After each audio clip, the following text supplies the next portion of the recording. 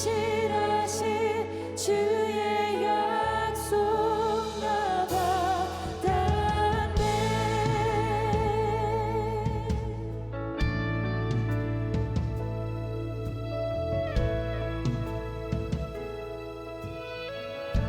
내 구주 예수님,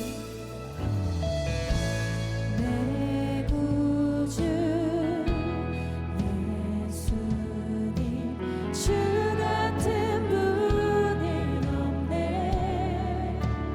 내 평생에 찬양하리 놀라운 주의 사랑을.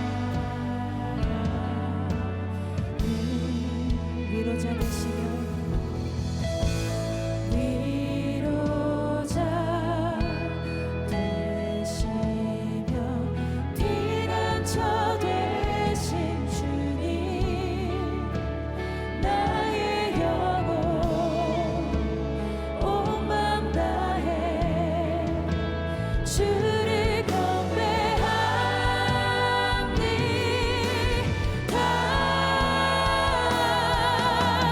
온 땅이여 주님께 외쳐라. 능력과 위엄의 왕 되신 주,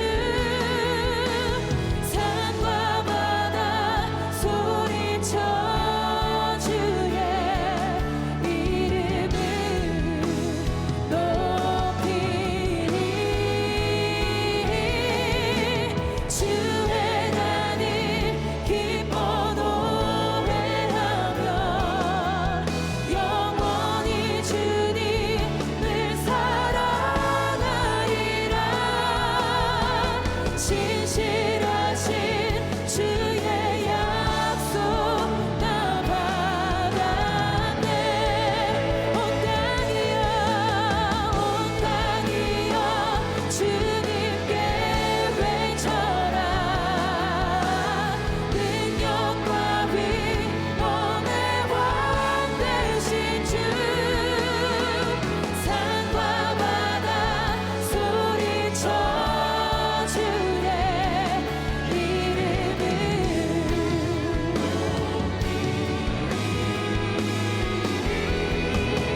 주의 단을 기뻐 노래하며 영원히 주님을 사랑하리라. 진실하신 주의 약속 나 받았네. 우리 믿음의 두 손을 들어 찬양, 성부 성자 성령. 찬양 성부 성자 성령, 성삼위 일체께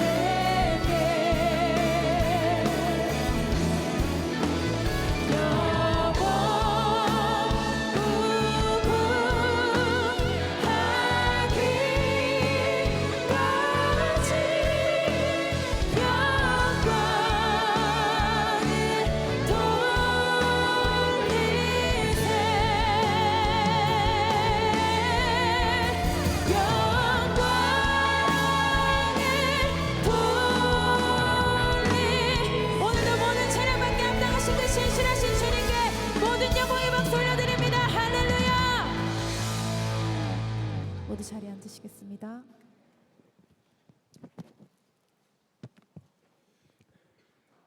주님, 주님의 은혜가 참으로 놀랍습니다. 저희를 살리시고 찬양하게 하시는 주님, 교회를 세우시고 이렇게 예배할 수 있도록 인도해 주시는 주님, 감사합니다. 주 하나님, 주 예수님, 주 성령님, 찬양합니다. 저희는 주님의 은혜가 아니면 아무것도 아닙니다. 저희들의 생, 사, 화, 복, 부모와 자녀, 가정과 일터 모두가 전능하신 하나님 손에 달려 있습니다.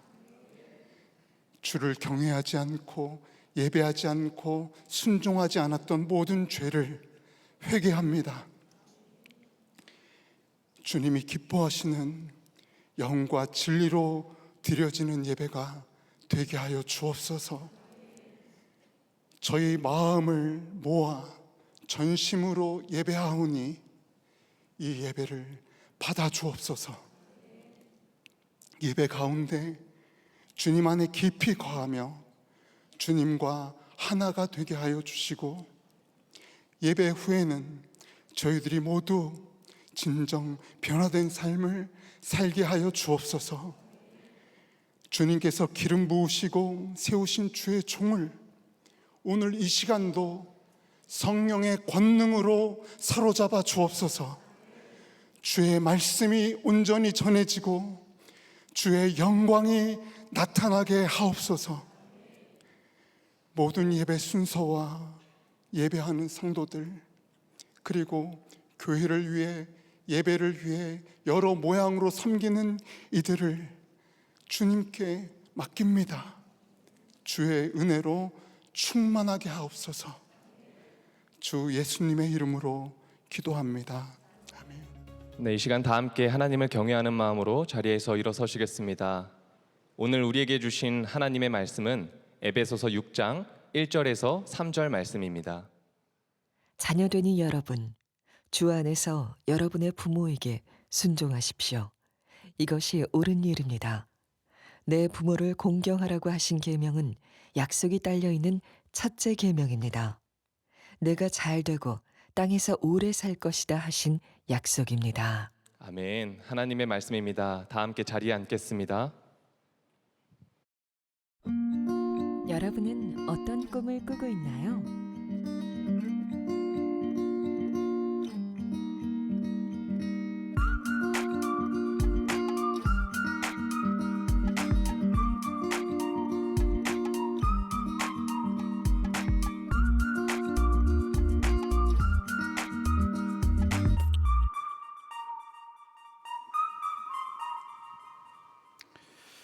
네, 오늘은 가정부흥의 주일입니다. 또 오늘 또 다음 주까지 우리 가정에 대한 말씀을 나누려고 합니다. 오늘 오신 여러분들에게 우리 서로 인사하면서 이렇게 이야기했으면 좋겠습니다. 우리 다시 꿈꾸다 해서 다시 꿈꾸시기를 축복합니다. 이렇게 인사하겠습니다. 네, 무엇을 꿈꿀지는 여러분 괄호를 잘 넣으셔서 여러분의 믿음으로 꿈꾸시길 바랍니다. 여러분의 가정, 여러분들의 미래 무엇이든 주님 안에서 하나님이 복 주셔서 주의 뜻대로 이루어지게 되기를 축복합니다. 네, 오늘 제목은 약속이 있는 첫 계명이란 제목의 말씀을 나누도록 하겠습니다. 현대인들이 주로 갖는 주제들이 몇 가지가 있습니다. 삶의 우선순위와 시간 관리, 가족, 성, 재물, 언어, 그 다음에 욕망, 이런 주제들 많은 분들이 아마 관심을 가지고 있으시리라 생각합니다. 이 주제들을 다루는 성경에 말씀이 있는데 의외로 여러분 10계명입니다. 10계명이 우리 삶의 우선순위가 무엇이고 시간을 어떻게 써야 되는지, 재물을 어떻게 해야 되는지 이걸 다루고 있어요. 그래서 첫째 계명에서 넷째 계명까지는 하나님을 어떻게 사랑하는지, 다섯째 계명에서 10번째까지는 우리의 이웃을 어떻게 사랑하는지, 결국에는 10계명은 사랑에 대한 말씀을 다루고 있는 것이죠. 그래서 예수님이 성경 전체가 이렇게 두꺼워도 이 말씀을 딱 두 문장으로 정리할 수 있다고 했죠. 하나님을 마음과 뜻과 정성을 다해 사랑하고 너의 이웃을 내 몸과 같이 사랑하라. 이 두 계명이 모든 것이 담겨 있다라고 말씀합니다. 그 중에서 이 두 돌판에 하나님이 직접 새기신 10계명의 이 하나님을 사랑하는 것에 이어 이웃을 사랑하는 영역이 있어서 첫 번째 계명이 뭐냐면 바로 부모를 공경하랍니다. 10계명의 다섯 번째이긴 하지만 이웃 사랑에 대한 첫 번째 계명이 부모 공경이죠. 자, 우리가 이제 어버이 주일입니다. 오늘 어버이 주일을 맞이해서 우리가 부모님을 정말 공경하는지, 왜 공경해야 되는지를 한번 좀 돌아봤으면 좋겠습니다. 지난달에 종영한 드라마죠. 복싹 소가수다. 저는 그 제목을 봤을 때 누가 사기를 당했나 보다 이렇게 생각을 하고 뭐 저런 드라마를 보나 알고 봤더니 제주도 방언으로서 참 수고 많으셨습니다 라고 하는 그 감사의 고백을 부모님께 하는 그런 내용이었습니다. 자신들의 젊음과 청춘을 바쳐 깊은 감사와 존경을 담아 복삭 속았습니다. 뭐 이렇게 인사하는 것이죠. 거기 주인공 오애순이라고 하는 자가 등장하죠. 어린 시절에 제주도에서 태어나서 가난한 해녀의 딸로 자라났습니다. 공부를 잘했어요. 문학을 좋아해서 나중에 대학에 가면 좀 그 꿈을 품고 그런 신이 되고자 하는 그런 소망을 품었습니다. 그러다가 관식이라는 남자를 만나고 자녀를 갖게 됩니다. 이른 나이에 자녀를 가졌기 때문에 이 모든 꿈을 다 접게 되죠. 그래서 그 다음부터는 금명이, 은명이, 동명이 이 세 자녀의 어머니로서 그 자녀들의 꿈을 위해 준비하고 지원하는 어머니로 살아가게 됩니다. 나중에 이제 금명이가 명문대에 입학하고 유학을 일본에 가려고 하는데 돈이 없는 겁니다. 엄마한테 말도 못하고 끙끙대고 있는데 엄마 아빠는 촉이 빠르잖아요. 얘가 지금 뭐 때문에 이러는지 돈이 없어서 그런 거구나. 유학 가고 싶어 하는 거구나. 정들었던 제주도의 집을 다 팔아서 딸의 유학을 지원해 줍니다. 자신들의 꿈도 소망도 자녀를 위해 그렇게 헌신하는 것이죠. 유학을 갈 때 딸이 좀 걱정했습니다. 그랬더니 아빠가 이러는 거예요. 좀만 뭐 걱정되면 바로 빠꾸 하는 거야. 아빠가 있으니까 걱정하지 마. 바로 빠꾸해. 계속 빠꾸하라 그럽니다. 나중에 이제 이 평생을 배에서 그물질을 하며 아내와 가족을 먹여 살렸던 관식은 이른 나이에 병을 얻고 비교적 일찍 부름을 받습니다. 그렇게 아버지가 떠났는데 이 딸이 아빠한테 감사하다는 얘기를 못했던 거라고 이런 얘기를 하죠. 아빠는 늘 내가 외주를 걸을 때에 내 주위에서 그물을 쳐놓고 나를 지지해 주었다. 그렇게 지지해 준 아버지에게 감사하다는 말을 한마디 못했다라고 그가 그렇게 고백을 합니다. 어쨌든 이 드라마는 계속 이 자녀를 위해서 헌신한 이 부모의 이야기를 다루고 있습니다. 보면서 내내 나는 저런 부모인가, 그리고 부모님으로부터 저런 사랑을 받았지, 그렇게 되새기게 됐습니다. 근데 여러분, 완벽한 부모는 없잖아요. 여기에도 부족한 부모의 모습이 등장합니다. 바로 편애입니다. 둘째 은명이는 누나의 사랑에 가려져서 자기는 사랑을 받지 못했다라고 생각하죠. 그래서 엇나가기 시작합니다. 불량 친구들과 어울리고 나중에는 범죄 연루가 되어서 감옥에 가게 돼요. 그때 은명이가 소리치죠. 나를 좀 봐달라고, 나도 좀 사랑해 달라고. 부모님이 사랑했습니다. 근데 그 아들은 그걸 잘 몰랐던 것이고 부모님의 사정을 알지 못했던 것이죠. 어찌됐든 이 은명이 입장에서는 참 이 편애는 치사한 거야 이러면서 부모에게 상처되는 말을 주곤 합니다. 드라마는 뭐 그렇게 진행이 되는데요. 오늘 여러분, 부모를 공경하라라는 말씀을 들으면 어떤 마음이 드세요? 그래, 부모님께 더 잘해야지. 그런 마음이 드신 분들이 분명히 계실 겁니다. 맞습니다. 오늘 말씀은 부모님께서 돌아가시기 전에, 늦기 전에 더 자주 연락하고 찾아가 드리고, 부모님이 자주 하시는 거짓말이 있잖아요. 얘야, 찾아오지 말아라, 우린 됐다. 네, 하면 안 된다는 거예요. 너희 바쁜데 야 그거 다 너희들 써라, 뭐 용돈 주지 말아라. 다 거짓말이죠. 찾아와야 되고 또 용돈도 드려야 되고 식사도 해드려야 되고, 원하시지만 자녀가 바쁠까 봐 말씀을 못 하십니다. 근데 우리는 그게 거짓말인 줄 모르고 바쁘다는 핑계로 부모님께 효도하지 못하는 우리의 삶을 돌아보게 됩니다. 반면에 이 부모를 공경하라 말씀을 들으면 이 은명이와 같이 나는 사랑을 받지 못했어, 그런 것 같아 라고 하면서 공감하지 못하는 분들도 계시리라 생각합니다. 왜 부모님은 나에게 모질게 대하셨을까? 왜 아버지는 나에게 사랑한다는 말 한 말씀 하지 않으셨을까? 왜 형제들 중에서 유독 나에게만 이렇게 하셨을까라고 하는 그런 의문을 갖는 분들도 계실지도 모르겠습니다. 자, 오늘 가정부흥의 이 타이틀 다시 꿈꾸다의 본문의 배경은 창세기 사실 28장입니다. 야곱이 집을 나간 바로 그때의 장면을 본문을 삼고 있어요. 좀 이상하죠? 가정부흥의 본문치고는 좀 이상합니다. 근데 여러분, 야곱이 왜 집을 떠나야 했는지 여러분 성경을 읽어보시면 아실 겁니다. 야곱이 왜 집을 떠나야 했습니까? 여러 가지 원인이 있지만 그 아버지 이삭의 편애가 원인이 있기도 했습니다. 성경에 보면 이 이삭은요, 믿음의 남자입니다. 아브라함의 아들이기도 했고, 믿음으로 하나님께서 떠나지 말라고 했던 그 가나안 땅을 끝까지 버티고 남아주었던 믿음의 사람이 바로 이 이삭이에요. 근데 믿음의 사람이라고 해서 완전한 아버지는 아니었습니다. 여러분, 완전한 아버지, 완전한 어머니 존재하지는 않지요. 이삭도 그러했어요. 어떤 점에서 그랬냐면 편애했다는 것입니다. 그래서 창세기 25장 28절에 보면 이렇게 돼 있어요. 이삭은 에서가 사냥해온 고기에 맛을 들이더니 에서를 사랑하였고 리브가는 야곱을 사랑했다. 에서를 야곱보다 더 사랑했다가 아니고 그냥 에서를 사랑했고 엄마는 둘째를 사랑하고 이렇게 사랑이 갈려 버린 겁니다. 어떻게 이렇게 부모의 사랑이 갈릴 수가 있을까? 성경은 이유를 에서가 사냥을 하여 고기를 잡아다 주었다는 거예요.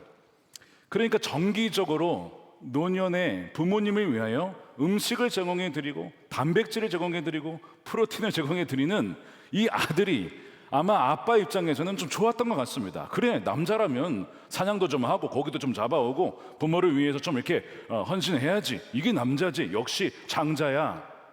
아마 이게 이삭의 사랑이었던 것 같아요. 그런데 참 이 성경은 야곱을 또 뭐라고 표현하냐면 성경에 보니까 그는 주로 성격이 차분해서 주로 집에 살았더라 이렇게 돼 있습니다. 집안에 있는 아들, 물론 집안에 아들 있을 수 있죠. 있어도 되죠. 그런데 형과는 너무 다른 거예요. 굉장히 아웃고잉하고 외향적이고 남성미 넘치고 근육미 넘치고 이런 아들에 비해서 둘째는 좀 너무나 내성적이고 뭔가 집에만 있는 약간 그런 느낌 때문인지는 모르겠지만 그래서 어머니는 좋아했겠죠. 그러나 아버지 이삭은 야곱보다는 에서를 사랑했다라는 겁니다. 그런 입장에서 야곱에게 당신의 십계명은 주어지지 않았지만 내 부모를 공경하라 라는 말씀을 야곱은 어떻게 이해했을까? 아마 아버지에 대한 서운한 마음이 왜 없었겠습니까? 나중에 어떻게 합니까? 축복을 가로채죠. 형의 축복을 가로챕니다. 여러분, 이 축복을 가로채는 장면을 아실 텐데 야곱이 속이려고 한 것은 아니었습니다. 성경을 가만히 읽어보면 어머니 리브가가 그 아빠가 이제 아버지가 이 형 에서에게 축복하라는 걸 듣고 불러다가 야 아버지가 축복하러 가니까 너 속여가지고 형의 그 장자권을 가져가야 돼. 저주는 내가 다 받을 테니까 너가 그렇게 해. 어머니가 먼저 시작한 아이디어였죠. 두 번째 원인을 꼽는다면 이 아버지 이삭이 말씀대로 행하지 않았기 때문입니다. 태어났을 때 분명히 형이 동생을 섬길 것이다 이런 말씀이 주어졌어요. 그러니까 그 말씀을 믿었더라면 그래 야곱에게 축복해야지 했을 텐데 그래도 장자에게 축복해야지. 이삭은 그렇게 했던 거예요. 말씀대로 하지 않았던 이유도 있고요. 세 번째는 성경에 나와 있지 않은데 우리가 유추해 볼 수 있는 원인이 있습니다. 야곱이 왜 소교를 했을까? 자, 맨날 아버지는 형 아들만 이 형만 좋아합니다. 형만 인정해 줍니다. 사랑해 줍니다. 축복해 줍니다. 둘째 입장에서 왜 그 사랑을 받고 싶지 않았겠습니까? 나도 형처럼 인정받고 사랑받고 축복받는 아들이 되고 싶다. 왜 그 마음이 없었겠냐고요. 그러니까 어머니 이 제안이 왔을 때 나도 그래야지, 나도 그렇게 받고 싶어 라고 하는 그 마음이 그 안에 있었을 것이라는 거죠. 결국에는 그렇게 축복을 받아요. 하나님의 섭리 가운데 정말 그 말씀대로 이루어지게 된 거죠. 그러나 그 결과는 결국 집을 떠나야 했습니다. 형이 동생을 죽이려고 했기 때문에. 그래서 부모님과 헤어지게 돼요. 이제 어머니를 만나지 못합니다. 그렇게 해서 어머니와 떨어지고 아버지가 떨어지고 이제는 외삼촌 댁 라반이 있는 그 하란을 향해서 가게 돼요. 그 여정의 도중에 날이 어둑어둑해지고 나는 이제 내 미래는 어떻게 되는 것일까? 과연 내가 살아남을 수 있을까? 이런 불안한 가운데 멈추게 된 그 지역 이름이 루스라고 하는 것이었습니다. 루스는 separation이라고 하는 영어로 분리라는 뜻입니다. 분리라고 하는 이름을 가진 루스라는 곳에서 그렇게 멈추게 되죠. 거기에서 잠을 청하게 됩니다. 아마 야곱의 생각에 우리 정말 믿음의 가정 맞나? 믿음의 3대라면 뭔가 좀 잘 되고 형통하고 그래야 되지 않나? 그런 생각을 했을지도 몰라요. 하나님은 나와 함께 하시는가? 맞나? 이런 생각했을지도 몰라요. 바로 야곱은 그런 상황 가운데 그 광야에서 잠을 청하게 됩니다. 근데 여러분, 이런 이제 야곱의 이야기를 가만 듣다 보면 이 야곱의 이야기가 수천 년 전에 그냥 성경만의 이야기가 아니라 뭔가 우리 가정에서도 지금 있는 뭔가 좀 불편한 관계와 형제 간의 관계와 부모 자식 간의 뭔가 좋지 않은 관계, 바로 그것을 보여주는 것만 같은 그런 느낌이 들곤 합니다. 바로 이 이야기는 우리의 이야기인 것이죠. 내 부모를 공경하라의 아멘으로 우리가 순종한 분들도 참 많이 있지만 생각보다 그렇게 아멘하기가 어려운 분들도 목회를 하면서 많이 보게 됩니다. 그래서 그 믿음의 가정 안에도 편애가 있고 싸움이 있고 갈등이 있고 속임수가 있고 또한 도피하게 되는 아픔이 있다는 것이 잘 이해되지는 않지만 그래, 우리가 믿음으로 살긴 하지만 우리가 죄인이고 또한 이 깨어진 세상 속에 살기 때문에 이런 일이 있구나 하는 것을 보게 돼요. 어떻게 이것을 해결해야 할까 고민을 갖게 됩니다. 자, 그렇게 이제 모든 그 불안과 미래에 대한 불확실성 속에서 그가 잠에 들게 되죠. 돌을 베개 삼아 잠에 들었을 때 꿈을 꾸게 됩니다. 근데 그 꿈은 야곱의 꿈이 아니라 엄밀히 말하면 하나님의 꿈이죠. 하나님이 야곱에게 앞으로 되어질 일을 보여주시면서 약속하는 장면이 나와요. 꿈에 보면 하늘이 확 열리면서 사닥다리가 내려왔다. 근데 정확한 이제 번역은 사다리가 아니고 층계입니다. 층계가 내려오게 돼요. 그리고 그 층계 위에 천사들이 오르락 내리락 합니다. 왜 천사들이 오르락 내리락 할까요? 하나님의 뜻에 따라 종이 되어 이 세상에 하나님의 뜻을 실현하는 자로 천사들이 움직이고 있다는 거예요. 일하고 계시다는 거예요. 하나님이 일하고 계시다는 거예요. 야곱의 삶 속에 하나님이 일하고 계실까? 예, 하나님이 일하고 있다는 겁니다. 그걸 보여주고 있죠. 그러면서 그 층계 위에서 한 음성이 들려오죠. 주님의 음성이 이렇게 들려옵니다. 창세기 28장 13절입니다. 주님께서 그 층계 위에 서서 말씀하셨다. 나는 주 너희 할아버지 아브라함을 보살펴준 하나님이요 너희 아버지 이삭을 보살펴준 하나님이다 라고 말씀을 합니다. 자, 여러분, 이 꿈의 주도권이 누구에게 있다고요? 하나님께 있다는 거예요. 여러분, 하나님의 꿈 안에서 하나님께서 창조하신 가정의 모습과 그 온전한 관계라는 그 꿈과 같은 그 역사를 이루실 분은 우리 주님이신 줄로 믿습니다. 우리 자신으로는 희망할 수 없고 소망할 수 없는 관계라 할지라도 주님이 하신다면, 주님이 꿈꾸신다면 그는 단지 꿈으로 끝나는 것이 아니라 꿈은 곧 실현이 된다는 거예요.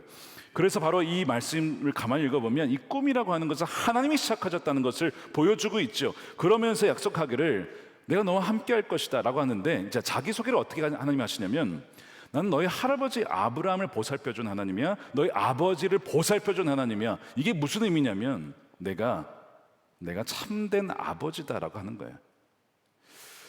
육신의 아버지, 육신의 어머니의 사랑도 너무 귀하지만 완전한 부모는 없다고 말씀을 드렸어요. 저도 부모이지만 제 자녀에게 정말 무조건적인 사랑을 주고 싶은데 그렇지 못하다는 것을 제가 알고, 자녀들도 그 사랑을 감사하지만 때로는 그렇지 못하다는 것, 조건적으로 느껴질 때도 있고 과도한 부모의 기대로 말미암아 부담을 느낄 때도 있고 그런다는 것을 아이들이 느껴요. 그러니까 완벽한 부모가 없다는 걸 너무나 잘 알죠, 우리는. 그런데 하나님 뭐라고 하시냐면 인간은 그렇지 몰라도 나는 그렇지 않다. 너희 아버지, 어머니는 결국 완전한 부모이신 하나님의 그 모습을 일부 보여줄 뿐, 완전한 아버지는 바로 나다. 내가 너를 보살펴 주고 내가 너를 끝까지 책임져 줄 거야. 야곱아, 너의 진정한 아버지는 나다 라고 하는 것을 하나님은 지금 보여주고 계신 것이죠. 여러분, 혼자라고 느껴질 때, 또 우리 가정에 소망이 없다고 느껴질 때 하나님이 이미 여러분들과 함께 하심을 믿으시기를 축복합니다. 하나님이 꿈을 꾸신다는 거예요. 여러분들의 가정이 회복되어지고 관계가 회복되어지는 꿈을 단지 희망사항이 아니라 되어질 것을 믿는, 우리가 그 믿음의 고백을 할 때에 이미 주님께서는 천사들을 통해 오르락내리락 하시면서 이미 일하고 계심을 우리가 믿는 여러분들이었으면 좋겠습니다. 자, 이렇게 이제 계단을 쭉 보여주셨잖아요. 여러분, 이 계단이 무엇이냐, 이것이 무엇을 의미하는 것일까? 먼저는 하늘과 땅을 연결하는, 하나님과 우리 사이를 연결하는, 죄인이었던 우리에게 찾아와 주신 하나님을 의미하면서 동시에 또한 그 계단이라고 하는 것은 누구를 가리키냐면 하나님의 은혜의 통로이신 예수 그리스도, 그거를 의미하는 거예요. 아, 계단이 예수 그리스도구나. 그게 어디에 나오느냐? 예수님이 이 본문을 인용하시면서 그 층계 기억나냐? 야곱이 꿈꾸었던 그 층계가 사실은 나야 라고 말씀하신 장면이 어디에 나오죠? 요한복음 1장에 나옵니다. 예수께서 그에게 말씀하셨다. 내가 진정 너에게 말한다. 너희는 하늘이 열리고 하나님의 천사들이 인자 위에 오르락 내리락 하는 것을 보게 될 것이다. 아까 창세기 28장 12절에는 인자가 아니라 층계 위에 오르락 내리락 하는 것을 야곱이 봤어요. 근데 그 층계가 뭘로 바뀌었습니까? 인자라고 하는 예수님이 자신을 가리킬 때 쓰는 단어입니다. 신적인 존재라는 뜻이에요. 인자라고 하는 것은 그걸 바꿔 썼어요. 그 야곱이 본 계단은 뭘 본 거냐면 주님을 본 겁니다. 하나님이 깨어진 관계 속에 찾아오셔서 부모님과의 관계, 자녀와의 관계, 깨어진 가정을 회복시키실 유일한 길로 이미 찾아오셨다는 것을 그 꿈을 통해 보여주셨는데, 바로 예수님이 내가 가정을 회복길 유일한 길이요, 계단이요, 생명의 계단이요, 회복의 계단이라고 말씀하고 계신 거예요. 광야 한복판 루스라고 하는 분리되어진 그 광야 속에 하나님이 찾아오시고 계단을 열어주시면서 올라오라고 말씀을 하시는 것이죠. 바로 예수님이 그 계단이었습니다. 그래서 그 계단을 통해 우리가 받은 은혜가 무엇입니까? 십자가라고 하는 완전한 사랑, 우리 죄를 죽으시고 다 사하시고 자신의 몸과 피를 찢어 흘리시기까지 사랑하신 그 사랑을 우리가 이미 받았기에 우리는 더 이상 그 다른 어떤 것에서 불완전한 사랑을 찾을 필요가 없이 이미 그 사랑으로 말미암아 다른 사람을 사랑할 수가 있게 된 것이고, 심지어 우리 부모님도 더욱더 공경할 수가 있게 되는 것입니다. 하나님께서 야곱에게 약속하시기를 창세기 28장 15절에 내가 너와 함께 있을 거야. 내가 너를 어디로 가든지 너를 지켜주며 너를 다시 이 땅으로 데려올 거야. 내가 너에게 약속한 것을 다 이루기까지 내가 너를 떠나지 아니하겠다. 이 야곱의 입장에서 하나님은 안 계신 줄 알았는데 그게 아니었어요. 하나님은 늘 함께 하셨습니다. 혹시 지금 루스와 같이 가정의 깨어짐으로 인하여서 또 실망스러운 일들로 인하여서 힘들어한 분이 계십니까? 근데 여러분 기억하십시오. 하나님은 떠난 적이 없으시다는 사실입니다. 야곱이 알지 못했을 뿐 하나님은 늘 야곱의 인생 가운데 함께 하셨어요. 그래서 16절에 야곱은 잠에서 깨어 혼자 생각하였다. 주님께서 분명히 이곳에 계시는데도 내가 그것을 몰랐구나. 어떤 분이 우리 가정에도 주님이 계실까요? 안 계신 것 같은데요. 목사님, 저희 가정에는 주님이 안 계세요 라고 하는 분들이 계셨어요. 하고 하는 어떤 부부가 계셨어요. 근데 이미 주님이 계십니까? 안 계십니까? 라고 주님의 존재 여부를 묻는 것 자체가 주님이 주신 것이 아니면 그렇게 물을 수가 없어요. 어떤 분은 내가 이렇게 정말 아내를 사랑하지 못하는데 정말 나는 죽을 남편입니다, 이런 얘기예요. 나는 자격이 없습니다. 하나님 우리 가정에 안 계신 것 같습니다. 막 그래요. 제가 그런 얘기를 했죠. 주님이 안 계시면 이것이 죄인 것을, 아내에게 상처를 준 것을, 그리고 이것이 그렇게 괴로운 것임을 느끼겠습니까? 주님이 함께 계시니까 아내에 했던 말과 아픔들이 다 죄였다는 것을 알게 되는 것이죠. 여러분, 주님이 안 계신 것이 아니라 우리가 깨닫지 못하는 것일 뿐입니다. 야곱이 하나님이 함께 하심을 알았어요. 비록 자신의 보이는 상황은 여전히 루스와 같이 참 황폐하고 분리된 상황이지만 그가 믿음으로 어떻게 그 지명을 바꾸냐면 벳엘, 즉 하나님의 집이라고 그렇게 선포합니다. 저는 이 장면을 보면서 참 중요한 원리를 알게 돼요. 우리의 상황 속에 가정이든 부부관계든 부모와의 자식 간의 관계든 그 관계가 어떠함에 상관없이 예수 그리스도로 말미암아 이미 우리 집은 베델이다, 하나님의 집이다 라고 선포하는 것이 얼마나 중요한지. 여러분 가정 속에 어떤 상황이 있든지 우리 집은 베델이야, 하나님의 은혜로 말미암아 예수 그리스도라는 계단으로 말미암아 하나님이 집이 되는 바로 그 베델이라고 선포하는 여러분 되시길 축복합니다. 그럴 때에 적의, 미움, 시기, 그 악한 영들이 떠나가고, 아 그래 이 집이 하나님의 집이구나, 악한 영도 떠나가게 되어지는 역사가 있게 된다는 것이죠. 여기에 대한 예를 하나 들어보면, 지난주에 젊은이 교회 특별 새벽 기도회가 있었어요. 이제 5월 달에 특별 새벽 기도 뭘 하냐면 부모님을 위해서 기도합니다. 여러분 청년들이요, 부모님을 그렇게 위해서 눈물로 기도합니다. 저도 화요일 날 참여를 했거든요. 뒤에서 이렇게 예배를 드리는데 이 청년들이 어떻게 기도를 하나, 말씀을 듣나, 눈물을 흘리며 진지하게 자신의 가정을 위해서 기도를 하는 거예요. 그 중에 한 자매가 이런 간증을 하는 것을 나중에 알게 되었어요. 어린 시절에 이제 초등학교 때부터 아버지와 떨어져 살게 된 겁니다. 아마 부모님 사이에 문제가 있었던 것 같아요. 여러분, 이렇게 부모님의 문제가 생기면 가장 큰 피해를 입는 결국 자녀죠. 아버지 없이 초등학교, 중학교, 고등학교를 보냈습니다. 아버지가 필요할 때, 아니 늘 필요하죠 사실. 근데 아버지의 그 빈자리로 인해서 많은 허전함과 아쉬움과 원망이 있었어요. 그런데 나중에 이제 나이 들어 청년이 되었어. 아버지가 근무 중에 사고를 당하셔서 큰 수술을 받게 됐다는 소식을 듣고 이 딸이 찾아갑니다. 갔더니 중환자실에 아버지가 누워있고 안면 쪽에 사고를 당해서 이 목을 절개해서 수술을 했어요. 말을 못 하시는 거예요. 근데 딸은 알아봅니다. 근데 말은 못 하죠. 그 상황 생각해 보세요. 중환자실에 딸을 만난. 근데 아버지가 손을 이렇게 움직이시더니 뭐라고 쓰더랍니다. 뭐라고 썼을 것 같으세요? 물 좀 갖다 달라, 뭐 음식 좀 갖다 달라, 이런 예상을 하겠죠. 뭐 도와달라는 거 아니겠습니까? 근데 짧게 썼는데 딱 보니까 딸아 밥 먹었니? 라고 묻는 거야. 아빠는 나 사랑 안 하는 줄 알았어요. 관심이 없는 줄 알았어요. 그게 아니었던 거예요. 왜 자기 딸을 안 사랑하겠습니까?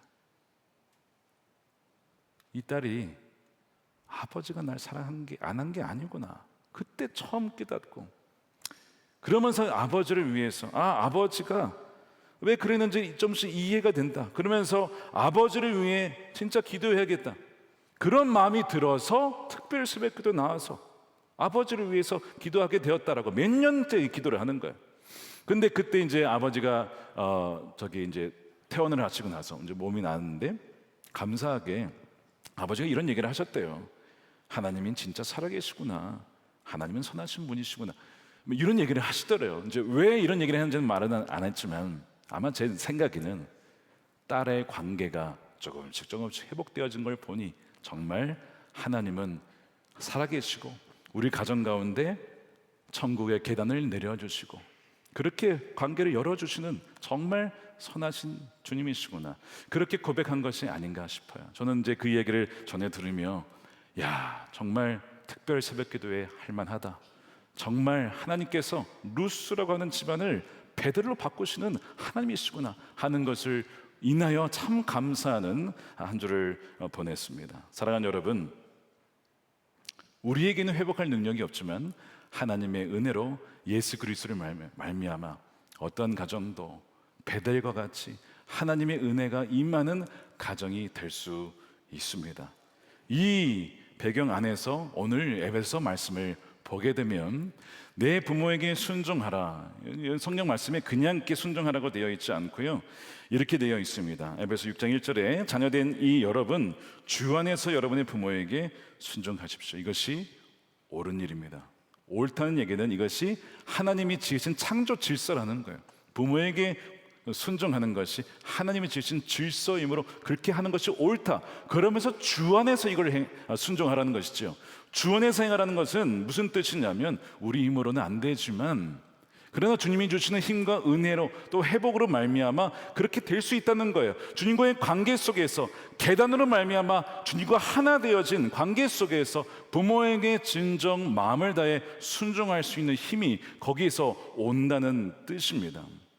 한 걸음 더 나아가서 두 번째 절에 보면 10계명 5번째 계명 그대로 가져왔죠. 내 부모를 공경하라. 여러분, 이 공경이라는 단어는 헬라어 티마오는 어떤 단어가 있냐면, 의미가 있냐면 추산해봐라, 계산해봐라, 이런 의미가 있습니다. 너의 근원이 어디서 시작되는지 추산해봐, 그러면 공경할 수 있어 라고 하는 뜻이 담겨 있는 거예요. 이게 무슨 의미냐, 여러분, 아직 부모가 아닌 분들도 계시겠지만 부모가 없는 자녀는 없습니다. 우리가 태어났다는 것은 우리에게 부모가 있다는 얘기예요. 뭐 지금 같이 살고 있을 수도 있고 떨어져 살 수도 있고 이미 돌아가셨을 수도 있지만, 우리는 태어날 때 하나님께서 우리를 지으실 때 부모를 선택하셨습니다. 그리고 아버지로부터 절반, 어머니로부터 절반의 DNA를 조합하여 우리를 만드신 거예요. 부모님 없이 우리는 존재할 수 없었다는 거예요.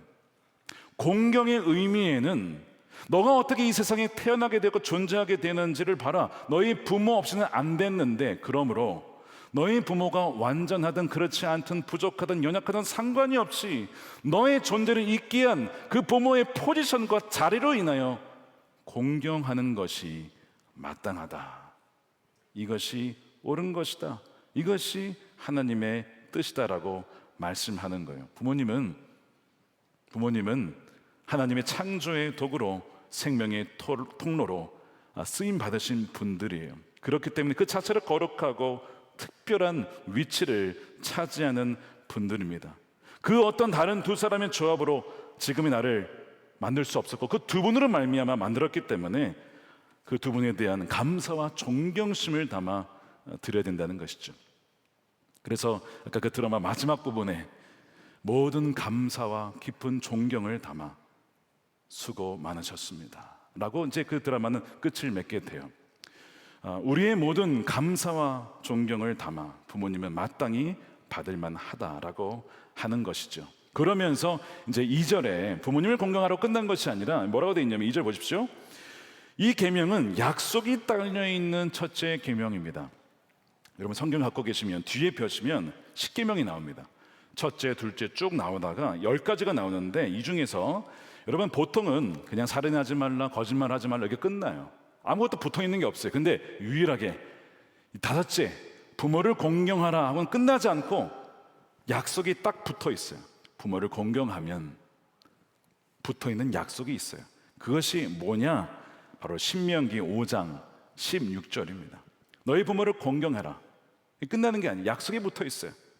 주 너희 하나님이 명하신 것이다. 그래야 너희는 주 너희의 하나님이 너희에게 준 땅에서 오래 살면서 복을 누릴 것이다. 아멘입니까? 여러분, 이건 하나님이 주신 약속이에요. 여러분, 약속하신 분이 하나님이시면 뭐 하겠다는 겁니까? 지키시겠다는 거죠. 하늘에서가 아니라 이 땅에서 장수하고 또한 복을 받으려면 부모를 공경하지 않는 사람에게는 있을 수 없다는 거예요.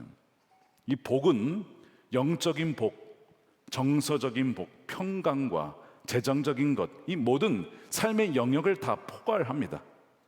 그 모든 삶의 전반적인 영역 속에 하나님의 은혜를 누리게 되는 그 포괄적인 개념인데, 바로 이것이 부모를 공경하는 것과 연결되어 있다는 거예요. 거꾸로 말하면 부모님을 공경하지 않은 이들은 궁극적으로 이런 복을 누릴 수가 없다라고 하나님이 말씀하시는 거예요. 자, 그래서 그랬는지 야곱이 나중에 돌아옵니다. 하란을 지나서 야복강가에서 씨름을 하고 에서를 만났는데 형이 자신을 용서합니다. 죽일 줄 알았는데 용서를 받아요. 서로 부둥켜 안고 울죠. 지난 세월 만나지 못했던 날들을 돌아보며 웁니다. 그리고 아버지를 인사드리러 가게 돼요. 어머니는 돌아가셨어요.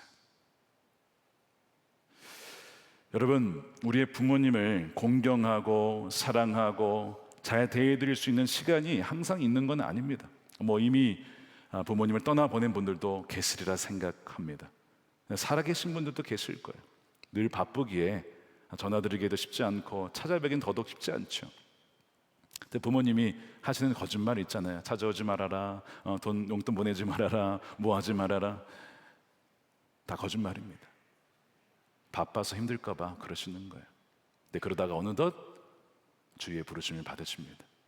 그때는 사랑하고 싶어도, 찾아가고 싶어도, 전화하고 싶어도 못하는 거죠.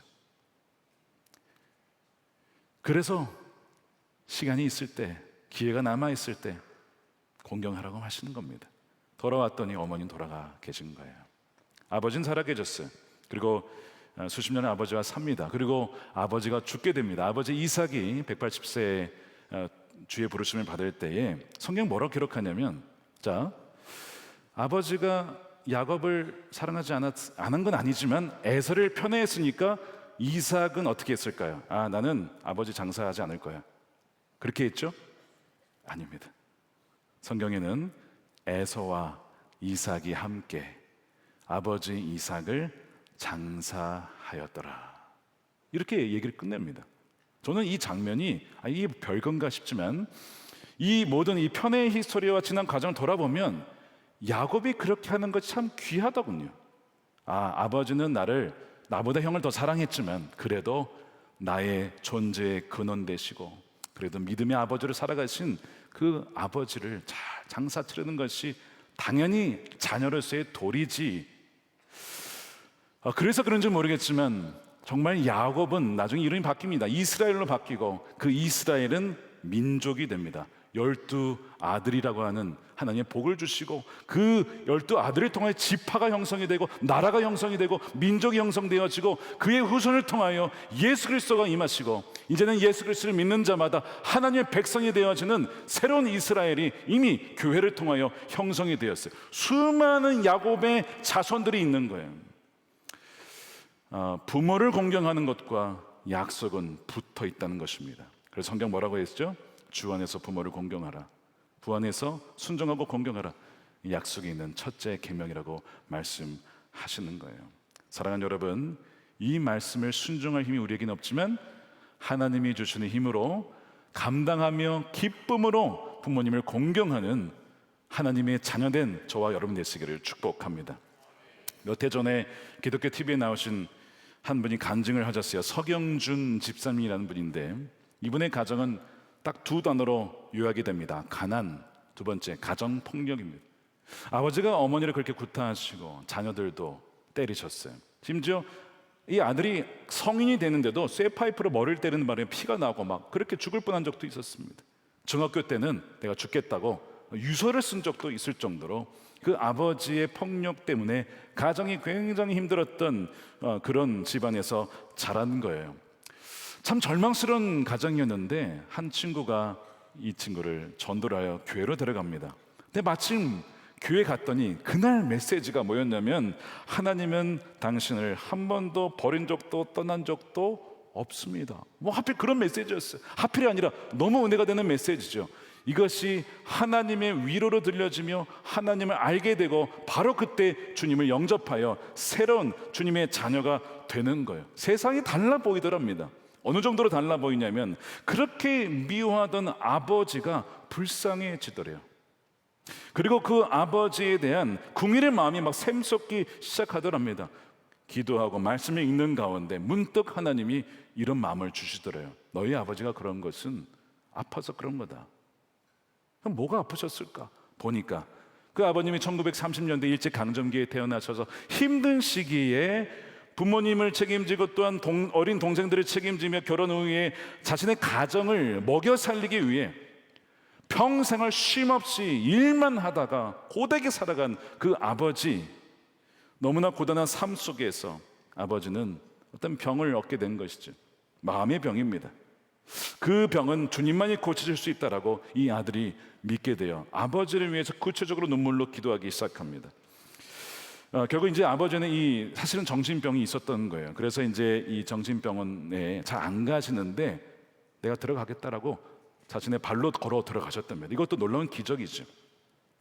면회를 가는데 첫 번째, 두 번째 대화가 잘 안 됐습니다. 근데 세 번째 아버지랑 얘기를 하다가 아버지 왜 어린 시절에 그렇게 폭력으로 우리 어머니와 저희를 이렇게 대하셨어요?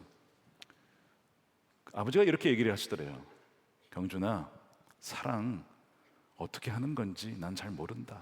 사랑 어떻게 하는 거니? 라고 오히려 아들에게 물어보더랍니다. 그러니까 그가 기도하다가 받은 마음이 있잖아요. 그게 맞았던 거예요. 아버지는 사랑을 받아본 적이 없고 어떻게 사랑하는지를 몰랐기에 그저 그냥 이 가족들을 어떻게든 지켜보려고 막 하다가 그 짜증을 내고 화를 내고 지켜보려고 하다가 한 건데 그게 사랑이 아니었는데도 불구하고 아버지는 늘 사랑을 그렇게 표현할 수밖에 없었던 것이죠. 그래서 아버지를 위해서 구체적으로 기도합니다. 나중에 이제 정신치료를 다 받으시고 퇴원을 하십니다. 치매를 좀 앓긴 하셨지만 그래도 사람이 바뀌기 시작해요. 먼저 어머니에게 사과를 하시고 어머니에게 용서를 구합니다. 성경책을 읽기 시작하셨어요. 그리고 어느 날은 새벽에 찬송가를 부르겠다고, 그러면서 무슨 찬양을 부르냐면 주 예수보다 더 귀한 것은 없네 찬송가를 부르시더래요. 너무 감동적인데 근데 느낌에 아버지가 돌아가실 것 같다 이런 느낌이 확 들더래요. 그런 때가 있죠. 이 촉이 있을 때가 있습니다. 그래서 임종 직전에 아버지에게 다시 한번 복음의 메시지를 전했는데 아버지가 아멘 아멘 하고 나는 이제 예수 믿는 자다 그렇게 하시더니 돌아가시더래요. 이 집사님이 간증을 들으면서 참 루스와 같다는 생각이 들었어요. 참 어려운 가정에서 살았다.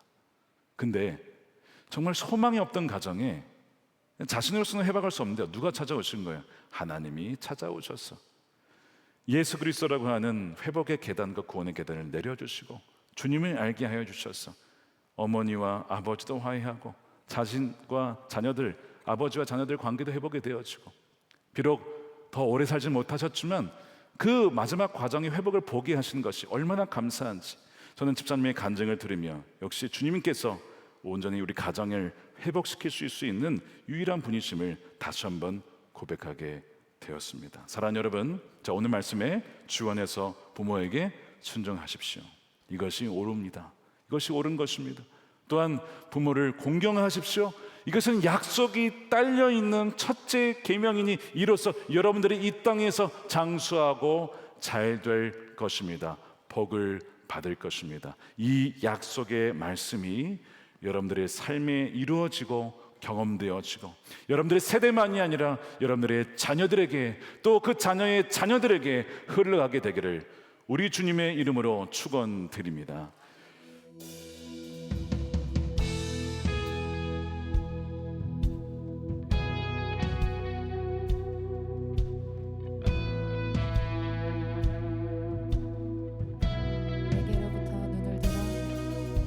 내게로부터 눈을 들어 주를 보기 시작할 때 주의 일을 보겠네. 내 작은 마음 돌이키사 하늘을 꿈꾸게 하네. 주님을 볼 때 성령이 나를 변화시켜 나를 변화시켜 모든 두려움 사라질 때 주의 일을 보겠네. 주의 일을 보겠네. 황폐한 땅 한가운데서 황폐한 땅 한가운데서 주님만 알게 되리. 주님을 볼 때 주님을 우리 두 손 들고 찬양합니다. 모든 시선을 모든 시선을 주님께 드리고 살아계신 하나님을 느낄 때 살아계신 하나님을 느낄 내 삶은 주의 역사가 되고 내 삶은 주의 역사가 되고 하나님이 일하기 시작할 모든 시선을 모든 시선을 주님께 전능하신 하나님을 경험하십시오. 전능하신 하나님을 느낄 때 세상은 주의 나라가 되고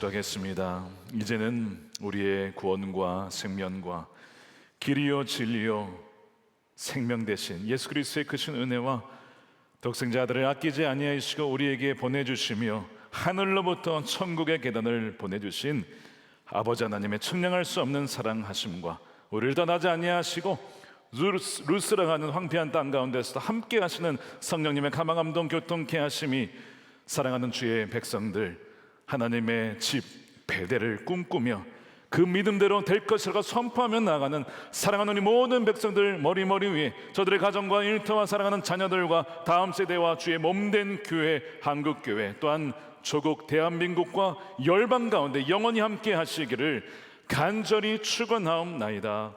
아멘.